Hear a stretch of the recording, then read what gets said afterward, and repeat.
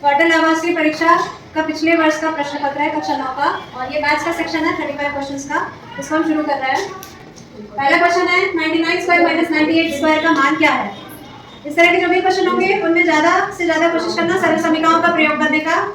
सरल समीकरणों का प्रयोग करना है, तो इसमें जो सरल समीकरण लगेगी वो है a square minus b square बराबर a प्लस b गुणा a माइनस b।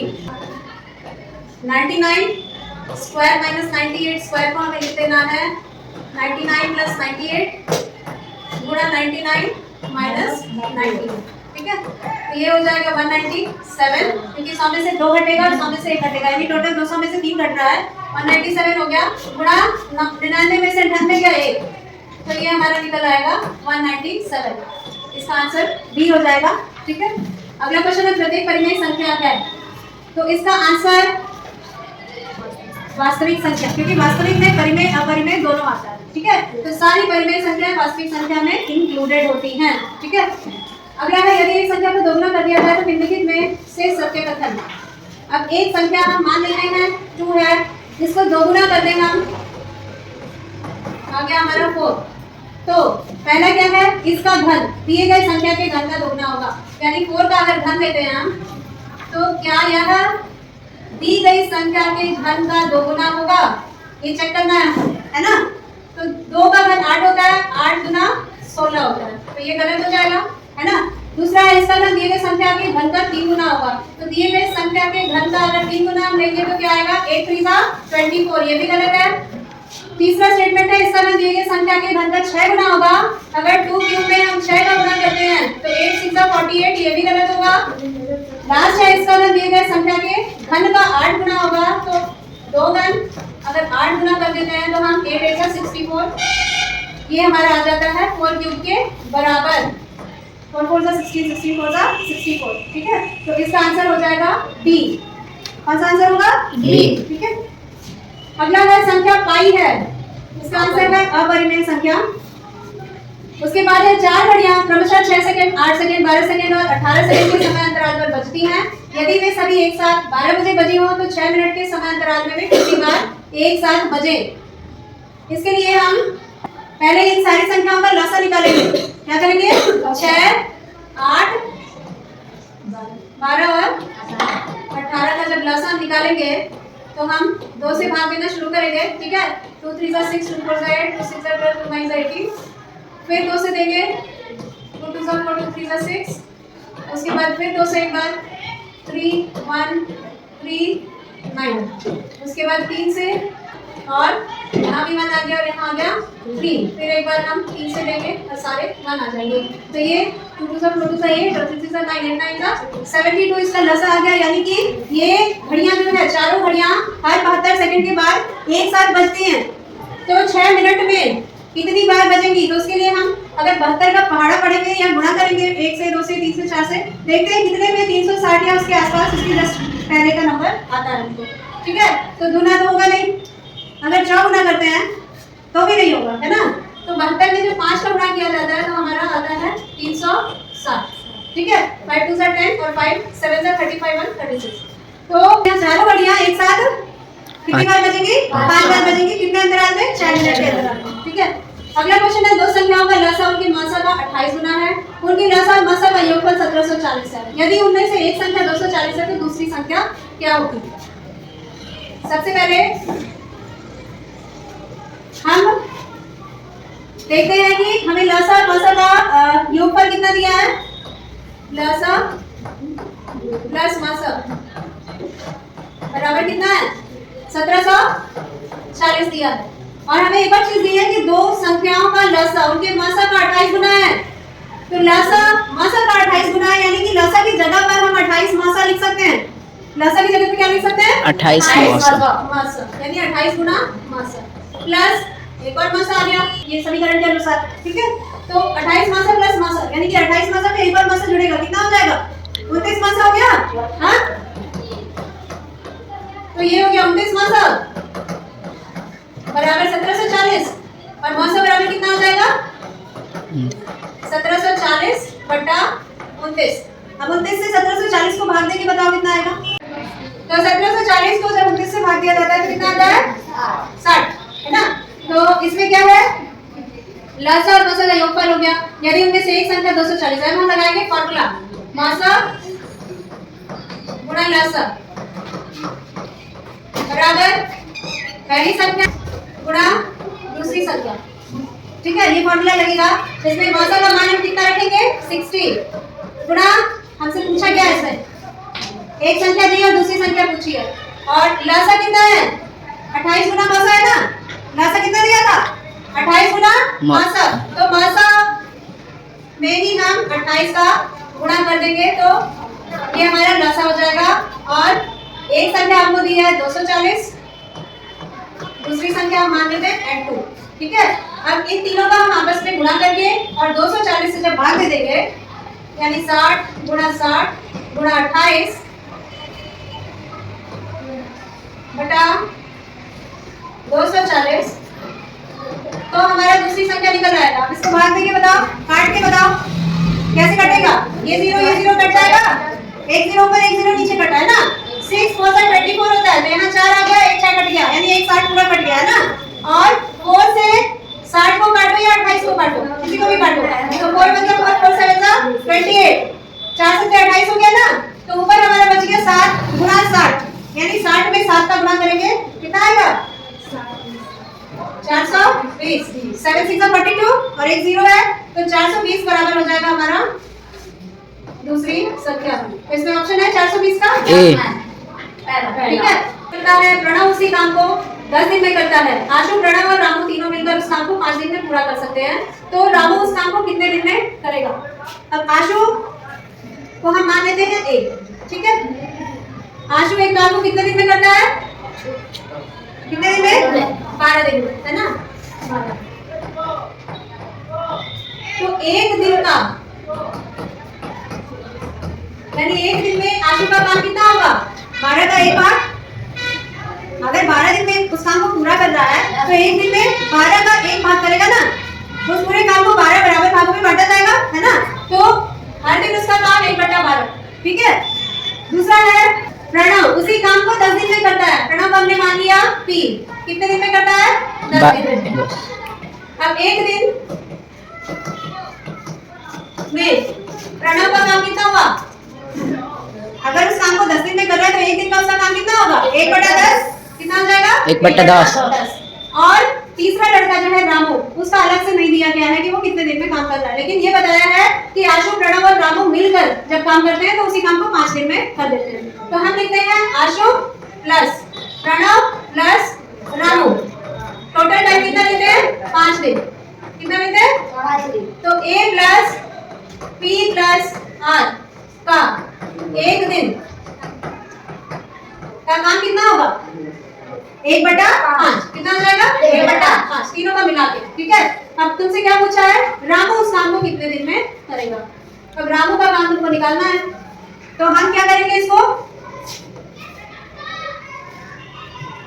1/12, यानी सबका एक एक दिन का काम बराबर कर देंगे ना, है ना, प्लस 1/10 प्लस 1/, तीसरा लड़का है रामू। ठीक है, बराबर तीनों का मिला के जोड़ दिया, मतलब तीनों का मिला के हो गया ना। तो एक दिन का काम कितना था, तीनों का मिला के 1/5 था। तो ये समीकरण जब हमको मिल जाएगा, इसमें हम r का मान अगर निकाल लेंगे तो हमारा आंसर निकल जाएगा। ठीक है, हमको r निकालना है तो हम r वाला पद एक तरफ रखेंगे और संख्याओं वाले पदों को दूसरी तरफ रखेंगे। ठीक है, तो 1/r हम लिखेंगे बाईं तरफ, और दाहिनी ओर पहले से क्या है 1/5, और बाएं से हम क्या ले जा रहे हैं 1/12, तो प्लस है तो माइनस हो जाएगा, और 1/10 भी प्लस है तो माइनस हो जाएगा। ठीक है, अब इन तीनों परिमेय संख्याओं के हरों का लसा निकालेंगे हम, तो 5 12 और 10 का लसा कितना होगा बताओ, 5 12 और 10 लसा, यानी तीनों के पहाड़े में सबसे छोटी कौन सी शेष संख्या आएगी, पहाड़ा पढ़ के देख लो, कौन सा नंबर सबसे छोटा से छोटा है तो तीनों के पहाड़े में आता है 5 12 और 10 में। बोलो, अब हम इतना छोटा छोटा चीज नहीं लो, 60 है ना, 5 कितने में 60 आता है 12 25 60 होता है, तो 5 का गुणा 12 से करेंगे 60 आएगा, 12 का गुणा 5 से करेंगे और 10 का गुणा 6 से करेंगे 60। ठीक है, तो हम नीचे 60 ले लेते हैं। ठीक, और ऊपर क्या आएगा, तो 5 का कितने से गुणा किया कि 60 आए 12 से, तो ऊपर 12 आ गया, पहला अंश जो है 12 हो गया। दूसरा अंश क्या होगा 12 25 60 है तो 5 हो जाएगा, तीसरा 10 छक्के 60 है तो 6 हो जाएगा। अब 12 और ये माइनस माइनस प्लस हो जाएंगे दोनों, 5 और 6 को जोड़ के माइनस का चिन्ह लग जाएगा तो कितना आ जाएगा -11/7। तो कितना हो गया 1/7 हो गया कि नहीं। अब यदि 1/r बराबर 1/60 है तो r बराबर कितना होगा 60 होगा, क्योंकि ऊपर दोनों में 1 है तो नीचे की दोनों की संख्या बराबर मानी जाएगी। ठीक है, तो हमारा रामू कितने दिन में वो काम करता है, कितने दिन में करता है 60 दिन में। आंसर में ऑप्शन है सी। समझ आ गया। एक दूध वाले की एक टंकी में 112 लीटर तथा दूसरी टंकी में 420 लीटर दूध है, वह बड़ी से बड़ी माप क्या होगी जो दोनों टंकियों का पूरा पूरा दूध माप सके। तो जहां भी ये शब्द प्रयोग में लाए जाए बड़ी से बड़ी, है ना, किसी क्वेश्चन में, तो वहां पे हमको क्या निकालना होता है HCF मासा। और कहीं कहीं क्वेश्चन में छोटी से छोटी संख्या पूछी जाती है तो अक्सर जो है उसमें लासा निकालने वाला हल होता है। ठीक है, तो यहाँ हम 112 और 420 का मासा निकालेंगे। कैसे निकालेंगे, बड़ी संख्या को अंदर रख के छोटी संख्या से भाग विधि के द्वारा हम निकालेंगे। ठीक है, 11 में पहाड़ा पढ़ लो, 11 चौके 44 होता है ना। Yes ma'am. तो 112 दिया करते हैं ना, 3 2 6 3 1 3 3 1 3। अब 10 में से 6 गया 4 और यहाँ क्या बचा 11। हाँ 11 में से 3 गया 8। ठीक है, 3 बच गया 3 में से 3। Yes ma'am. अब 112 यहाँ आ गया। अब 84 का पहाड़ा पढ़ो, ये तो एक में ही जाएगा क्योंकि दूना तो 168 हो जाएगा Yes, ना। ma'am. तो हम 1 पे 84 लिखते हैं और 12 में से 4 गया 8, है ना, और 0 बच गया, 10 में से 8 गया 2, यहाँ 84 लिख देंगे। अब भाग 28 से 28 से 84 कटेगा, बोलो कोई बोलो। 3 बार में कट जाएगा। हाँ 3 8 जा 24 और 3 2 जा 6 और 7। Very good. तो तुम्हारा HCF कौन सा होगा इसमें, मासा कौन सा नंबर होगा, जो सबसे अंतिम भाजक होता है वो मासा होता है। भाग विधि में इस तरह से जब करते हैं हम, हर बार जब भी हमको कोई शेष मिलता है तो हम पिछले भाजक को भाज्य बना देते हैं और शेष से भाग देते हैं। तो इस तरह से करते करते जो अंतिम भाजक बचता है, जब शेष 0 आ जाता है तो अंतिम भाजक हमारा HCF हो जाता है इन दोनों नंबरों का। ठीक है, तो HCF कौन सा है हमारा डी 28 लीटर। ठीक, अगला क्वेश्चन है और बी की आयु का अनुपात 5:7 है। अब से 4 वर्ष बाद उनकी आयु का अनुपात 3:4 होगा। बी की वर्तमान आयु क्या होगी, ये हमको निकालना है। ठीक है, तो हम पहले वाक्य को पढ़ के उसको गणित में बदलते हैं ना। ए और बी की आयु का अनुपात 5:7 है तो हम कैसे लिखेंगे, A/B बराबर 5/7। इस तरह से अनुपात लिखा जाता है। तो हम A को लिख सकते हैं 5B/7। A/B बराबर 5/7 अगर है तो A का मान हम B के टर्म्स में निकालेंगे तो A बराबर 5B/7 होगा, क्योंकि ये B उधर जाके अंश में गुणा होगा। बाईं तरफ घर में है, दाहिने जाएगा तो अंश में गुणा हो जाएगा। ठीक है, दूसरा हमको स्टेटमेंट ये दिया है कि अब से 4 वर्ष बाद उनकी आयु का अनुपात 3:4 होगा, यानी कि दोनों में जब 4 का जोड़ करेंगे हम, यानी A+4 बटा B+4 अगर हम करते हैं तो ये हमें मिलेगा 3/4 के बराबर। ठीक है, अब हमें B का मान निकालना है, B की वर्तमान आयु हमको निकालनी है। तो हम क्या करेंगे, A को B के टर्म्स में लिख देंगे इस फॉर्मूले का प्रयोग करते हुए, यानी A का मान रखेंगे। ठीक है, तो A का मान कितना है 5B/7 + 4 हमारा इधर हो गया A+4 की जगह और नीचे आ गया B+4 और यहाँ क्या है 3/4।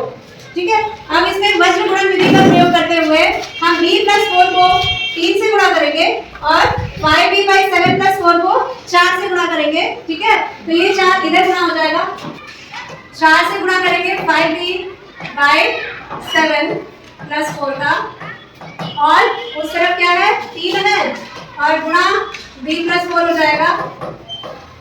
ठीक है, अब पहले हम कोष्ठक के अंदर की संख्याओं को हल कर लेते हैं। इन दोनों का हरों का लसा जब देंगे हम तो कितना आएगा 7, क्योंकि एक में ही हर है, दूसरे में कुछ नहीं लिखा मैंने 1 है। ठीक है, तो यहाँ ऊपर तो 5 भी ही रहेगा क्योंकि इसका जो हर है वो लसा के बराबर है। 4 का हर 1 है तो 7 से गुणा हो जाएगा, तो 4 से कितना हो जाएगा, 4 से क्या होता है 28। इस तरह हम 3 का गुणा 20 से करेंगे 3B और फिर 3 4 12, अब यहाँ हम क्या करेंगे, 4 से गुणा करेंगे, क्योंकि क्वेश्चन के बाहर जो संख्या है उसका गुणा अंशों से होगा, है ना, अंशों से, दोनों अंशों से बारी बारी से। तो 4 5 का 20 प्लस 28 4 सा 28 चौके करना है, कितना होगा, 28 चौके 112 हो गया ना।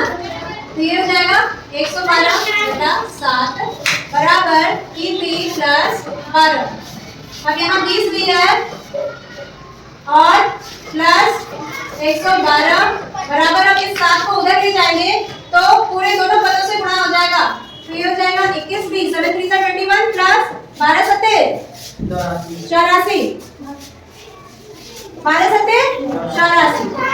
अब 21 भी यहाँ है और 20 भी यहाँ है, 20 को उधर ले जाते हैं तो हमारा 21 भी माइनस 20 भी हो जाता है। तो 21 में से 20 गया, 1 हो गया ना, तो खाली भी बच जाएगा दाहिनी ओर। बाईं ओर हमारा 112, इस 84 को इधर लाएंगे तो माइनस 84 हो जाएगा। 112 में से 84 घटाओ, कितना बचेगा, 28 बचेगा। 12 में से 4 गया 8 ना, हाँ, और 10 में से 8 गया तो 28 बचा। तो इसका ऑप्शन दिया हुआ है डी, ये इसका आंसर हो जाएगा, ठीक है।